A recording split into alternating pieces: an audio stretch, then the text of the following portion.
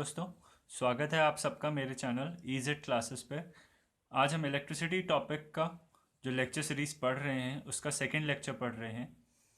और ये lecture ICSE board class 9th, CBSE board class 10th और आईसीएसई बोर्ड क्लास 10th, इन तीनों boards के बच्चों के लिए बहुत इंपॉर्टेंट है। तो चलिए शुरू करते हैं। आज हम पहले कंडक्टर्स पढ़ेंगे, फ्री इलेक्ट्रॉन्स क्या होते हैं पढ़ेंगे, और थोड़ा सा इंट्रोडक्शन करेंगे, इंसुलेटर्स क्या होते हैं, और कुछ बेसिक बातें ही जानेंगे। तो चलिए शुरू करते हैं। तो सबसे पहले हम कंडक्टर्स जानते हैं कि कंडक्टर्स क्या होते हैं। तो conductors are the materials which have free electrons in their atom, they allow easy passage of current through them, they are called conductors. मतलब ऐसे एलिमेंट्स या ऐसे मटेरियल जो अपने थ्रू करंट को ईजिली फ्लो होने देते हैं, ईजिली पास होने देते हैं, उनको हम कंडक्टर्स बोलते हैं। और कंडक्टर्स ऐसा कैसे कर पाते हैं? क्योंकि उनके पास फ्री इलेक्ट्रॉन्स होते हैं।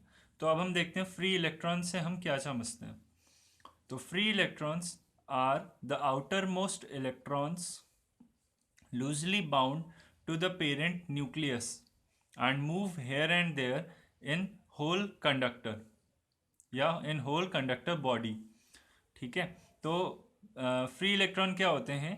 ये होते हैं outer most electrons, outer most electrons जो कि लूजली बाउंड रहते हैं to their parent nucleus and move here and there in the whole conductor.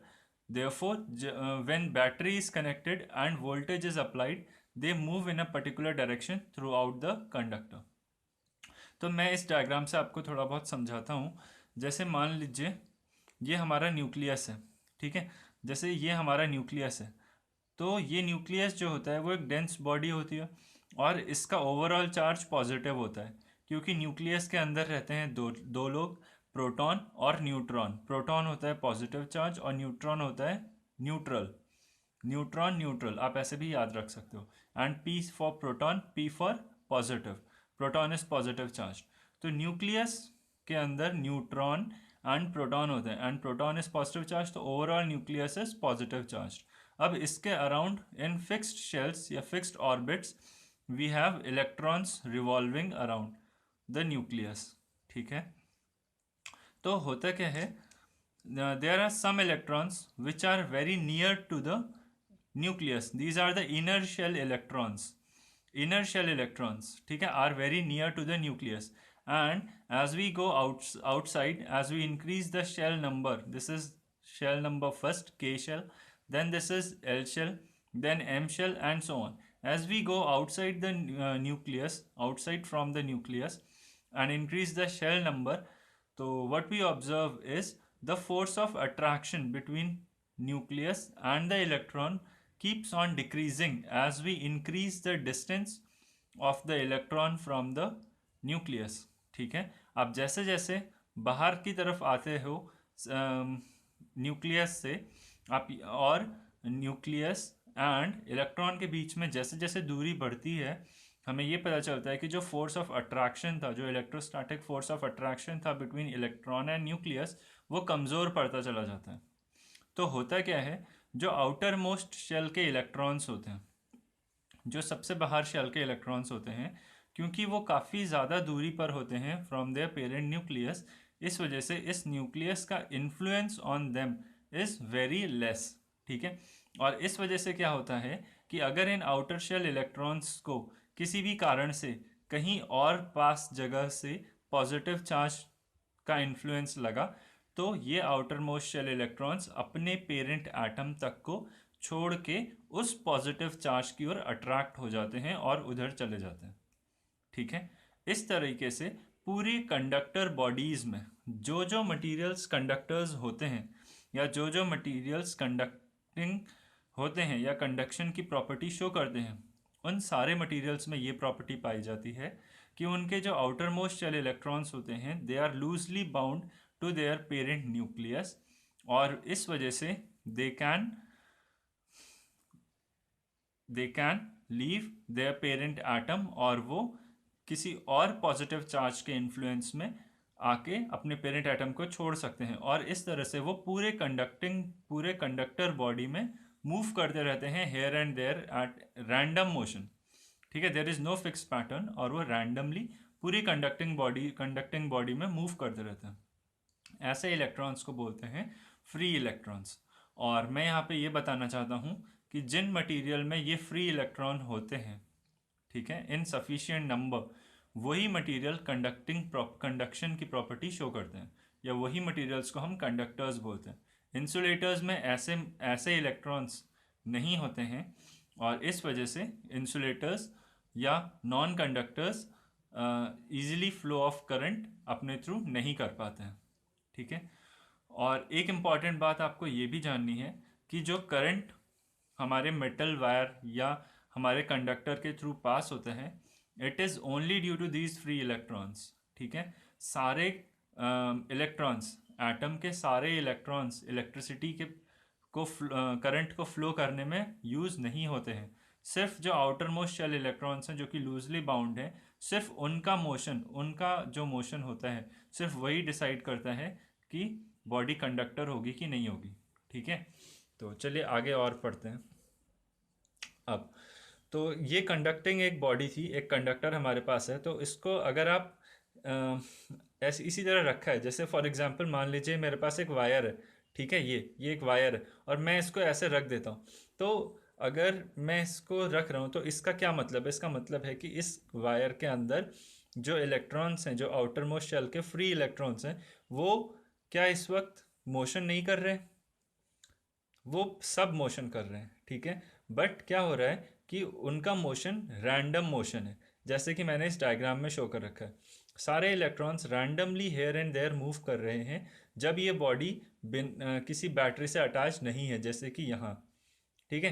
तो जब ये बॉडी है कंडक्टिंग, ये एक मेटल का पीस है, तो इसमें जो सारे इलेक्ट्रॉन्स हैं वो रैंडम मोशन कर रहे हैं। उससे क्या होता है, एक पर्टिकुलर डायरेक्शन में अगर आप इनकी स्टडी करो तो किसी पर्टिकुलर डायरेक्शन में overall net flow of electron zero होता है। कहने का मतलब, अगर मान लीजिए 4 इलेक्ट्रॉन इधर को गए तो 4 इलेक्ट्रॉन इधर चले जाते हैं, 4 इधर को गए तो 4 नीचे आ गए, क्योंकि इन सब का रैंडम मोशन हो रहा है, एक पर्टिकुलर डायरेक्शन में फिक्स्ड मोशन नहीं हो रहा है। और इस वजह से हम बोलते हैं कि बॉडी में कोई करंट फ्लो नहीं करता है, ठीक है, because of random motion of free electron. Net transfer of electron in a particular direction is zero, therefore current through the conducting body is zero. अब क्या होता है, जैसे ही आप इसको एक बैटरी से अटैच करते हो, जैसे ही आप इसको एक बैटरी से या सेल से अटैच करते हो, तो क्या होता है कि अब बैटरी में एक होता है पॉजिटिव टर्मिनल और एक होता है नेगेटिव टर्मिनल। आपने घड़ी का सेल देखा होगा या कोई भी बैटरी आपने अगर देखी होगी, तो उसमें एक पॉजिटिव टर्मिनल होता है और एक नेगेटिव टर्मिनल। अब होता क्या है, जो इलेक्ट्रॉन्स होते हैं वो नेगेटिव चार्ज पार्टिकल्स होते हैं, और नेगेटिव चार्ज पार्टिकल होने के कारण ये एक पॉजिटिव टर्मिनल या पॉजिटिव चार्ज का कहीं सोर्स होगा, ठीक है, तो उसकी तरफ ये सारे इलेक्ट्रॉन्स अट्रैक्ट होते हैं। और जैसे यहाँ पर इनका रैंडम मोशन था, तो अब क्या होता है, इन सारे फ्री इलेक्ट्रॉन्स का, ये सारे इलेक्ट्रॉन नहीं हैं, ये सिर्फ फ्री इलेक्ट्रॉन्स हैं, ये सारे फ्री इलेक्ट्रॉन्स उस पॉजिटिव चार्ज्ड एंड की ओर एक लोकलाइज्ड मोशन करते हैं, ठीक है, और ये सब के सब एक ही पर्टिकुलर डायरेक्शन में मूव करने लग जाते हैं, सारे electrons towards the positive terminal, ठीक है। इलेक्ट्रॉन की डायरेक्शन मैंने शो कर रखी है, टूवर्ड्स द पॉजिटिव टर्मिनल, और फिर ये नेगेटिव टर्मिनल से निकलते हैं, और फिर इस तरह से पूरे सर्किट में इलेक्ट्रॉन्स मूव करते रहते हैं। जब इलेक्ट्रॉन्स का एक ऑर्डरली पर्टिकुलर डायरेक्शन में मोशन होने लग जाता है, तब हम बोलते हैं कि सर्किट में करंट बह रहा है, ठीक है, फ्लो कर रहा है। एक पर्टिकुलर क्रॉस सेक्शन के अक्रॉस अगर इलेक्ट्रॉन्स एक पर्टिकुलर डायरेक्शन मूव करने लग जाते हैं, तब हम बोलते हैं कि सर्किट में करंट फ्लो करने लग गया है, ठीक है। Orderly unidirectional motion of free electrons, तो current is flowing in the circuit. और एक अजम्पशन है, ध्यान रखिएगा, ये बस अजम्पशन है कि हम ये मानते हैं कि जो करंट की डायरेक्शन होती है, जब भी आप सर्किट डायग्राम बनाओगे, आप करंट का सिंबल आई होता है, ये I is the symbol of current, ठीक है। तो जब भी करंट की डायरेक्शन आप लेते हो, करंट की direction is assumed to be opposite to the direction of flow of electrons. Current की डायरेक्शन को आप हमेशा पॉजिटिव टर्मिनल ऑफ बैटरी से शो करोगे बाहर की ओर, and towards the negative terminal outside the battery, ठीक है। ये एक अजम्पशन है, ठीक है। और इलेक्ट्रॉन की डायरेक्शन अगर कोई पूछे तो इलेक्ट्रॉन की direction is from negative terminal of battery to the positive terminal outside the battery, ठीक है। चलिए आगे बढ़ते हैं। तो फिर ये note, electrons are negative charge carriers, therefore they are attracted to positive terminal of the battery, ठीक है। फिर we consider it is a convention, ठीक है, नो बडी हैज सीन, ठीक है, that the direction of current is from positive terminal of battery to its negative terminal, ठीक है, through the conductor, और direction of current is opposite to the direction of flow of electron. ये हमारा assumption है, assumption होता है ये कि direction of current is opposite to the direction of flow of electrons and the direction of current is from the positive terminal of battery to the negative terminal of battery through the conductor.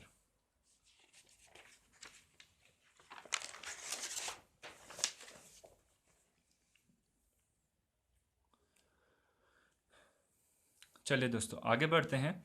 यहाँ पर हम इस chapter में use होने वाले कुछ parameters, उनके symbols जो हम यूज़ करेंगे, मेजरिंग यूनिट्स, जिन यूनिट्स में हम उन पैरामीटर्स को मेजर करेंगे, और जो डिवाइसेस उन पैरामीटर्स को मेजर करेगी, मैंने वो लिखा है। सबसे पहले चार्ज। चार्ज जैसे हमने पढ़ा था, इलेक्ट्रॉन का चार्ज जो होता है, ठीक है, प्रोटॉन का चार्ज, तो ये चार्ज को मेजर करता है कूलम, ठीक है। Coulomb is the measuring unit. Coulomb को इंडिकेट करने के लिए C is the symbol, and charge का सिंबल है Q, स्मॉल q। आप कभी स्मॉल q भी यूज़ कर सकते हो, कभी कैपिटल Q। तो चार्ज का सिंबल है Q, मेजरिंग यूनिट है कूलम, और current is the second parameter जिसका सिंबल है I। जैसे कि मैंने अभी पीछे सर्किट डायग्राम आपको दिखाया था, तो उसमें करंट का सिंबल इज़ I, ठीक है।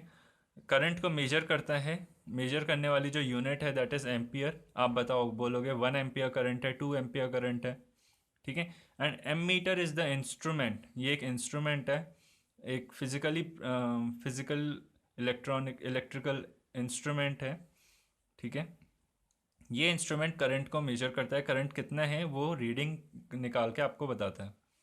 नेक्स्ट इज पोटेंशियल डिफरेंस या वोल्टेज, ठीक है। इसका सिंबल है V, और इसको वोल्ट में नापते हो, 1 वोल्ट, 2 वोल्ट, 5 वोल्ट। आप कभी घड़ी का सेल लेने जाते हो तो दैट इज़ 1.5 वोल्ट, ठीक है। तो आपने 12 वोल्ट की बैटरी देखी होगी। तो इस तरह से volt is the symbol of potential difference, sorry, measuring unit of potential difference and voltage.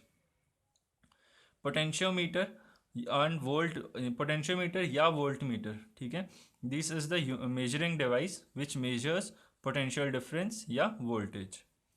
Next is parameter is resistance.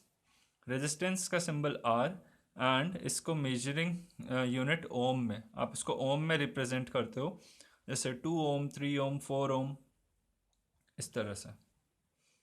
Next हम पढ़ते हैं, एक नोट है, multimeter is a device. Multimeter एक डिवाइस होती है which can measure resistance, current end voltage in the circuit, जो कि एक सर्किट में रेजिस्टेंस, करंट और वोल्टेज, ये तीनों पैरामीटर्स को मेजर कर सकता है।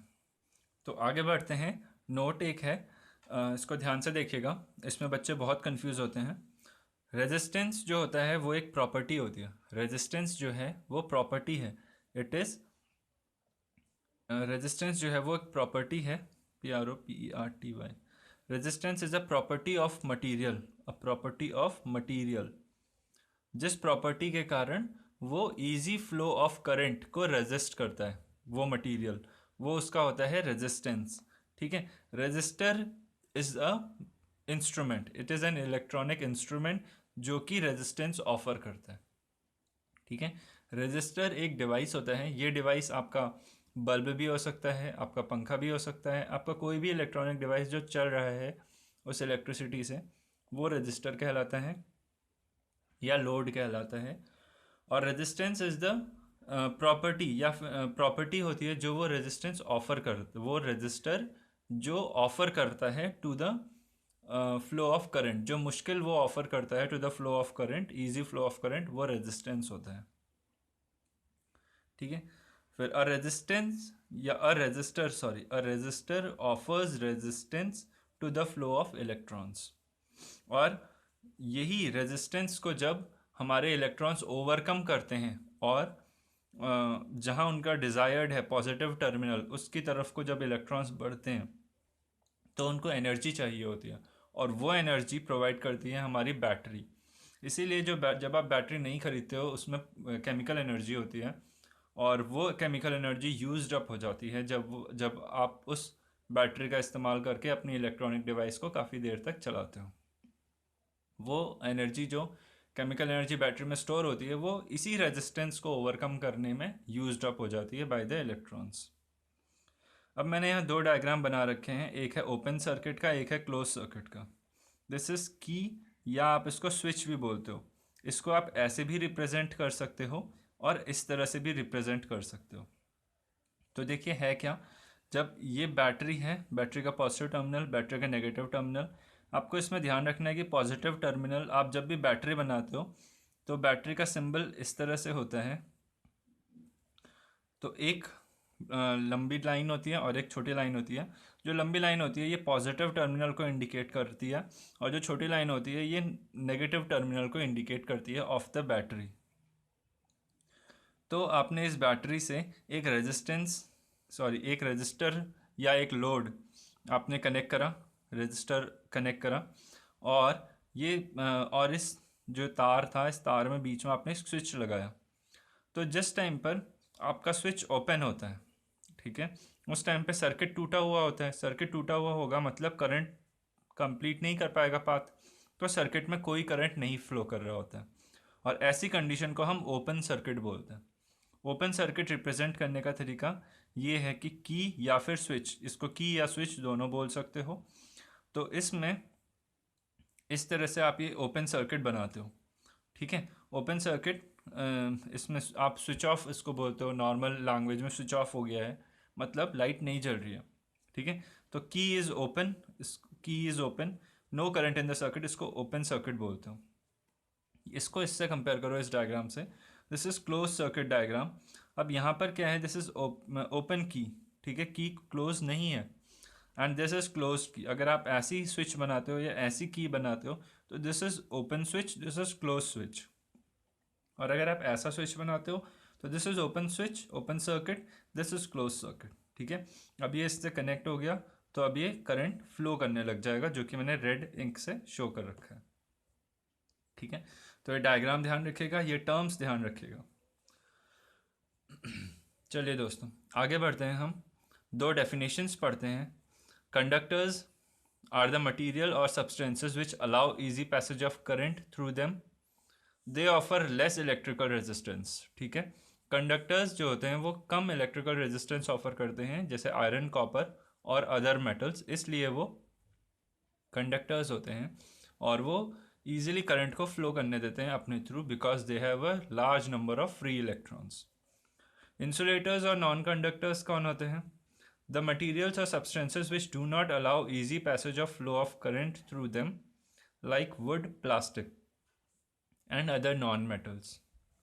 Non-metals have या offer high electrical resistance to the easy flow of electrons या फिर easy flow of current, ठीक है। तो दोस्तों आज के क्लास में हम इतना ही करते हैं। आज हमने बेसिक्स पढ़ लिए हैं इस चैप्टर के, अब हम मेन चैप्टर में थोड़ा और आगे जाएंगे। तो आज की क्लास में बस इतना ही। Thank you.